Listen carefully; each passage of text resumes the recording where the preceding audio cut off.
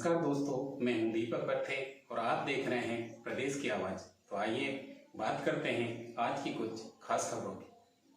पूर्व मुख्यमंत्री श्री शिवराज सिंह चौहान ने चौथे चरण के अंतिम दिन उज्जैन लोकसभा से भाजपा प्रत्याशी अनिल फिरोजिया के समर्थन में खाचरोद, आलोट और मागदोन में चुनावी सभाओं को संबोधित किया। रतलाम में कालिका माता मंदिर में दर्शन पूजन कर नागरिकों के सुख समृद्धि एवं खुशहाली की कामना की। हमारे पास 56 इंच के सीने वाले प्रधानमंत्री, जनता की सेवा ही भगवान की पूजा है। मोदी जी के नेतृत्व में दुनिया को दिशा दिखाएगा भारत, शिवराज सिंह चौहान।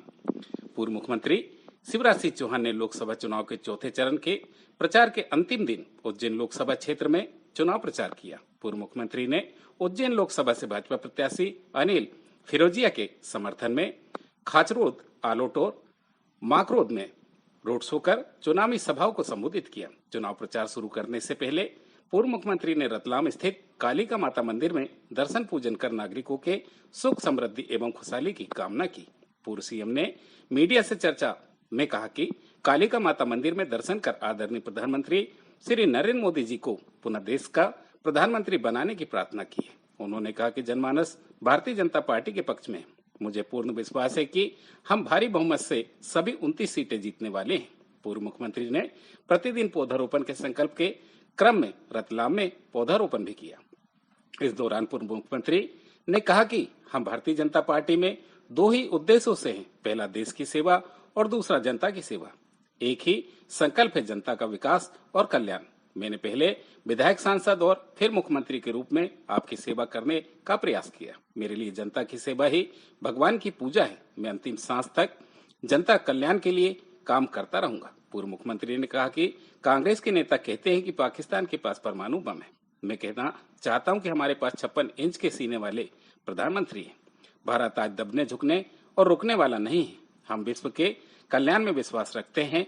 हम किसी को छेड़ेंगे नहीं, लेकिन अगर किसी ने छेड़ा तो हम उसे छोड़ेंगे नहीं।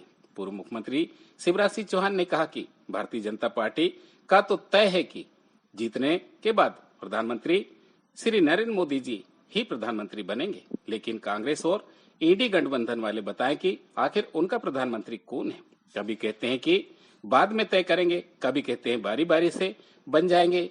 कोई तो नाम बताओ, धन्नू होगा, कल्लू होगा, पन्ना होगा या जुम्मन होगा।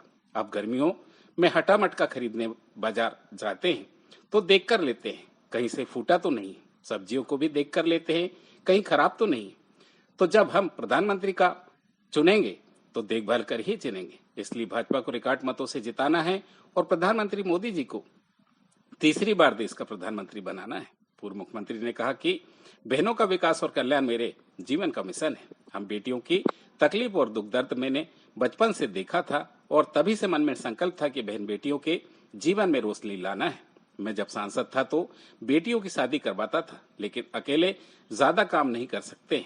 इसलिए मुख्यमंत्री बनते ही सबसे पहले लाडली लक्ष्मी योजना बनाई और लाखों बेटियों को जन्म से लखपति बनाने का काम किया। आज मुझे कहते हुए गर्व है कि मध्य प्रदेश की धरती पर 50 लाख से ज्यादा लाडली लक्ष्मियां हैं।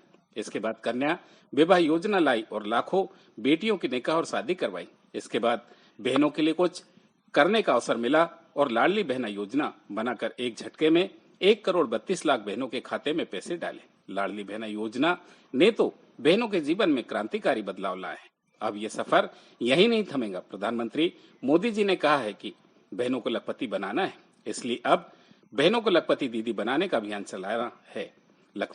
लखपति दीदी मतलब हर बहन की सालाना आय 1 लाख रुपए से अधिक हो और ये होकर रहेगा। स्व सहायता समूह के माध्यम से अभी प्रदेश में 15 लाख बहनें लखपति दीदी बन चुकी हैं और 3 करोड़ बहनों को लखपति दीदी बनाने का लक्ष्य है।